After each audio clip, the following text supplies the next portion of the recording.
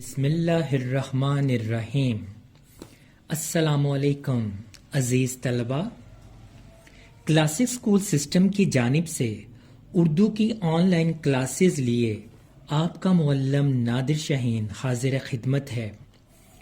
اللہ تعالی ہمارے دلوں کو خیر سے معمور اور شر سے دور فرمائے، آمین۔ امید ہے کہ آج کل آپ تمام مضامین کی دہرائی میں مصروف ہوں گے۔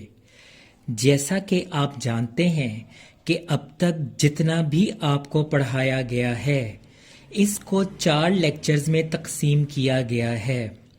مطلب یہ کہ اب تک پڑھائے جانے والے تمام اسباق کی ہم 4 لیکچرز میں دہرائی کریں گے۔ جیسا کہ آپ دیکھ سکتے ہیں، پہلے لیکچر میں ہم نے حمد نظم کے ساتھ واحد جمع اور مذکر مؤنث کی دہرائی کی۔ دوسرے لیکچر میں درد دل کے واسطے پیدا کیا انسان کو سبق کے ساتھ متضاد و مترادف الفاظ کی دہرائی کی۔ آج کی دہرائی میں جن موضوعات کو شامل کیا گیا ہے وہ یہ ہیں: لانس نائک لال حسین شہید، خط نویسی اور درخواست نویسی۔ ان موضوعات کو آج دہرائیں گے۔ ان تمام دہرائی کے لیکچرز کے ساتھ ساتھ آپ ان اسباق کے پہلے لیکچرز کو بھی ساتھ ساتھ غور سے سنیں تاکہ آپ کی معلومات میں زیادہ سے زیادہ اضافہ ہو جو کہ کلاس روم میں دستیاب ہیں۔ تو چلیں سب سے پہلے سبق لانس نائک لال حسین شہید سے آج کی دہرائی کا آغاز کرتے ہیں۔ میں سب سے پہلے صفحہ نمبر 55 پر موجود الفاظ کے معنی دہرانا چاہوں گا، لہٰذا آپ غور سے ان الفاظ کے معنی کو سنیے۔ جیالے، دلیر، بہادر۔ پلاٹون، پیدل فوج کا چھوٹا سا دستہ۔ پیش قدمی، آگے بڑھنا۔ بوچھاڑ، بھرمار یا کسی چیز کا بہت زیادہ ہونا۔ مورچہ، کھودی گئی مٹی کی کھائی جہاں فوجی چھپ کر دشمن کا مقابلہ کرتے ہیں۔ سنسناتی، خاموشی سے تیزی سے آتی۔ فرض شناسی، فرض کی پاسداری۔ فراموش کرنا، بھلا دینا۔ صفایا، خاتمہ کرنا۔ تدبیر، حکمت عملی۔ آگاہ، خبردار کرنا۔ کھلبلی مچنا، ہلچل مچنا۔ پیوست ہونا، کھب جانا، اندر گھس جانا۔ رینگنا، پیٹ کے بل چلنا۔ ڈھیر ہونا، مر جانا۔ 6 ستمبر 1965 کو ہمارے دشمن ملک نے اچانک ہمارے ملک پر شب خون مارا۔ دشمن کا خیال تھا کہ پاکستانی قوم سوئی ہوئی ہوگی اور وہ بڑی آسانی سے سرزمین پاک پر قبضہ کر لیں گے، مگر یہ ان کی خام خیالی تھی۔ پاکستان کی بہادر افواج نے اس بزدلانہ حملے کا منہ توڑ جواب دیا اور ہر محاذ پر دشمن کے دانت کھٹے کیے۔ دشمنوں کے صفوں میں ابتری پھیل گئی، انہیں لینے کے دینے پڑ گئے۔ جب انہیں کوئی جائے پناہ نہ نظر آئی تو اس نے روتے گڑ گڑاتے اقوام متحدہ کے دفتر میں جنگ بندی کی درخواست دے دی۔ اپنی بہادر اور جری فوج کی بدولت ہم اس معرکہ کارزار میں سرخ رو ہوئے۔ ان بہادر فوجیوں میں لانس نائک لال حسین شہید کا نام بھی سہ فہرست رہا۔ ستمبر 1965 میں دشمن نے رات کی تاریکی سے فائدہ اٹھاتے ہوئے ہماری چوکیوں پر قبضہ کر لیا۔ دشمن کا حملہ دیکھ کر پلاٹون کمانڈر نے کہا کہ دشمن مسلسل گولہ باری کر رہا ہے، اس لیے ہو سکتا ہے کہ ہمیں یہ چوکی بھی خالی کرنی پڑے۔ یہ سن کر ان جوانوں میں سے ایک جوان آگے بڑھا اور فوجی سلام کرنے کے بعد بولا، جناب، دشمن کو ہم کیسے روک سکتے ہیں؟ کمانڈر نے کہا، اگر کوئی جرت اور بہادری سے آگے بڑھے تو دشمن کی پیش قدمی کو روکا جا سکتا ہے، لیکن اس کے لیے ہمیں اپنی چھینی ہوئی چوکی تک جانا ہوگا۔ یہ باتیں سن کر وہ جوان جانے کے لیے تیار ہو گیا۔ کمانڈر نے اس کا یہ جذبہ دیکھ کر اس جوان کو شاباش دی۔ وہ جوان کوئی اور نہیں تھا، اس کا نام تھا لانس نائک لال حسین۔ جی ہاں میرے عزیز طلبہ، وہ بہادر جوان گولیوں کی بوچھاڑ میں آگے بڑھا اور اس چوکی تک پہنچ گیا جس پر دشمن نے قبضہ کیا تھا۔ اس نے پہرے پر موجود سپاہیوں پر دستی بم پھینکے، یعنی ہاتھ سے بم پھینکے۔ دشمن اس اچانک حملے سے گھبرا گیا۔ اس بہادر نے اپنے ساتھیوں کے ساتھ مل کر دشمن کا صفایا کر دیا اور چوکی بھی خالی کروا لی۔ یہ جوان لانس نائک لال حسین تھا۔ دستی بموں کے حملے سے دشمن میں ہلچل مچ گئی۔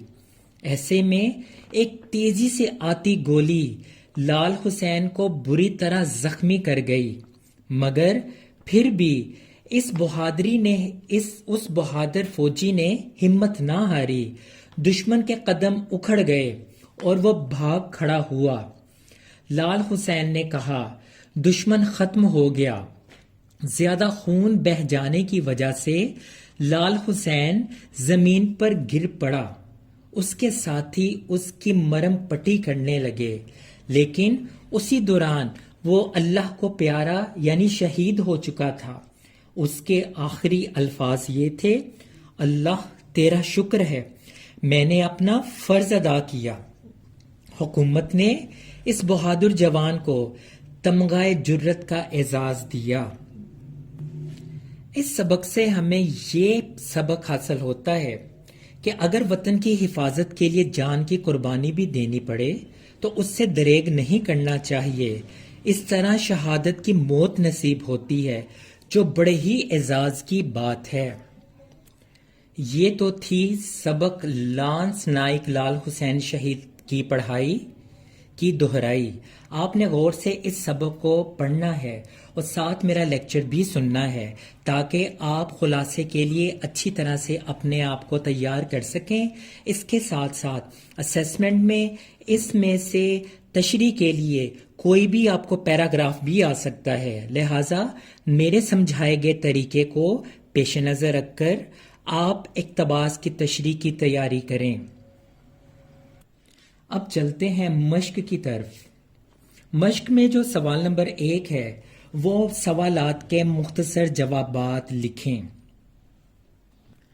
الف سوال کچھ اس طرح سے ہے کہ 1965 کی جنگ پاکستان کی تاریخ میں کس لیے اہمیت کی حامل ہے؟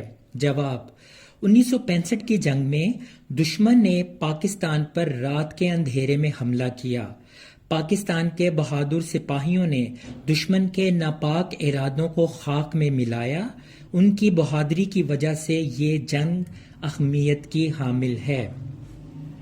ب، پلاٹون کمانڈر نے جوانوں سے کیا کہا؟ پلاٹون کمانڈر نے جوانوں سے کہا کہ تم جنگ کے حالات سے آگاہ ہو۔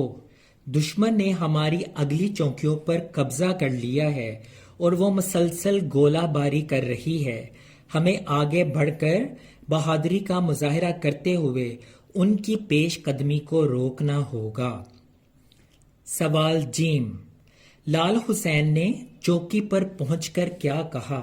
جواب، لال حسین نے چوکی پر پہنچ کر دشمن کے اوپر دستی بم نشانے پر گرا کر جلد ہی دشمن کا صفایا کر دیا اور چوکی خالی کروا لی۔ دال، مرتے وقت لال حسین کی زبان پر کون سے الفاظ تھے؟ جواب، مرتے وقت لال حسین کی زبان پر یہ الفاظ تھے کہ اللہ تیرا شکر ہے، میں نے اپنا فرض ادا کر دیا۔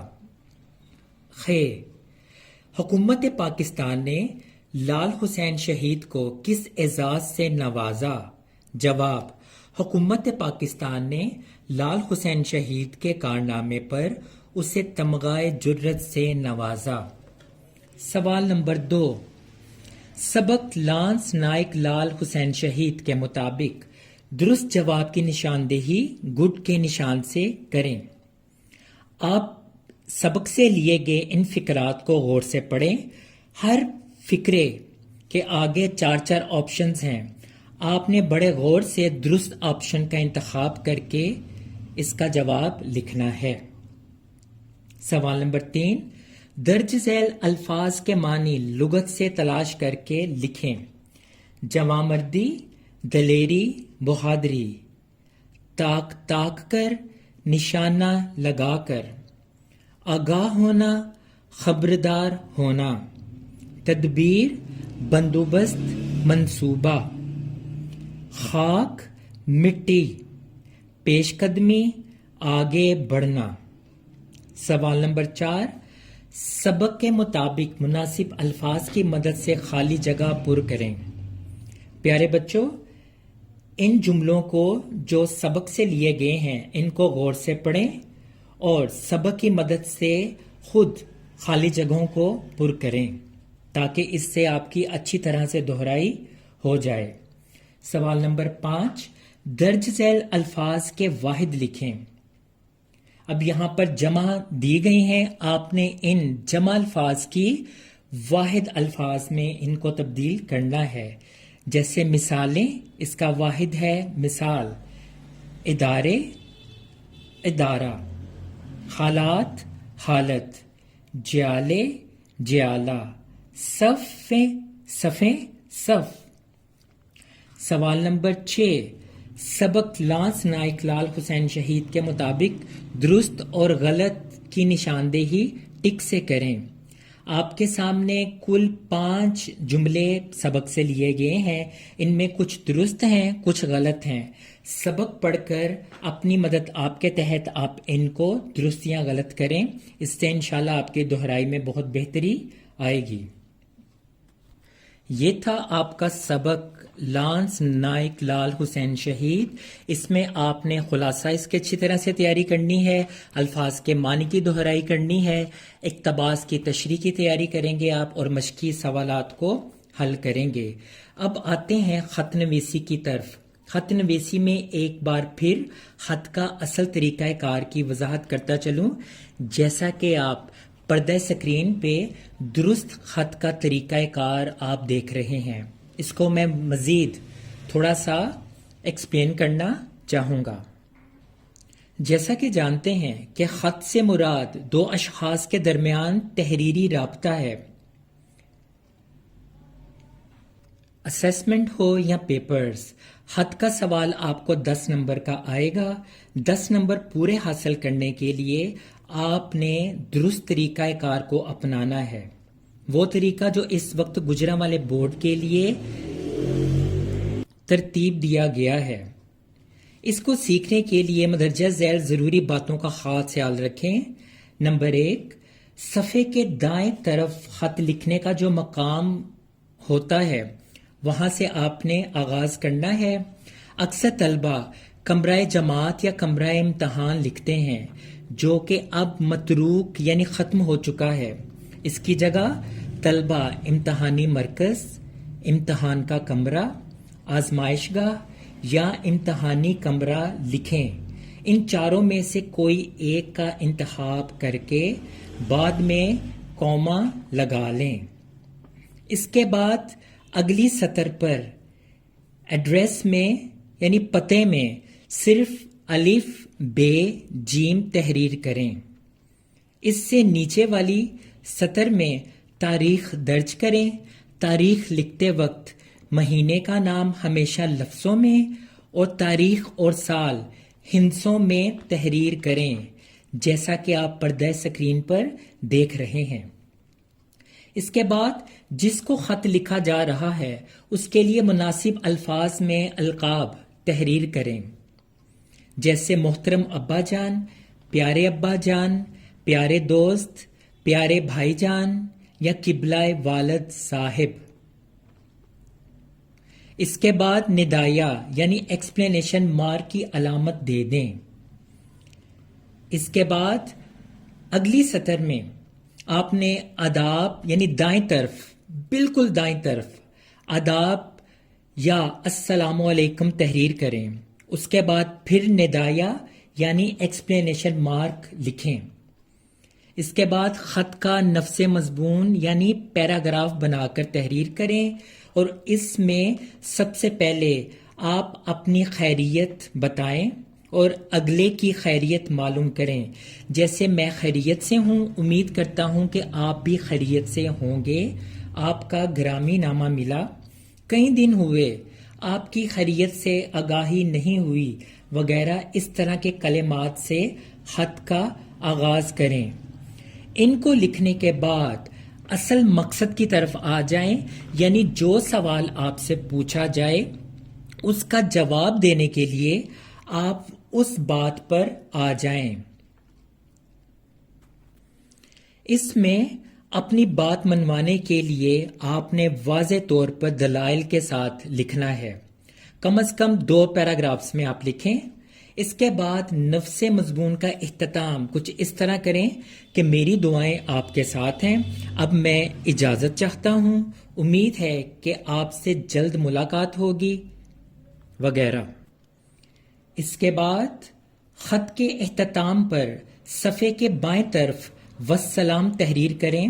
اس کے بعد کوئی کوما یا ختمہ فل سٹاپ دینے کی ضرورت نہیں. اس کے نیچے بائیں طرف لکھنے والا اپنا رشتہ ظاہر کرے.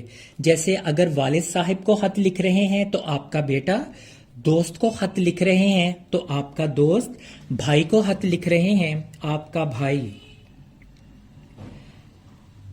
طلبہ اپنا نام ہرگز نہ تحریر کریں، بلکہ اپنے نام کی جگہ ہے حمزہ چھوٹی یہ لکھ کر خط کا اختتام کریں.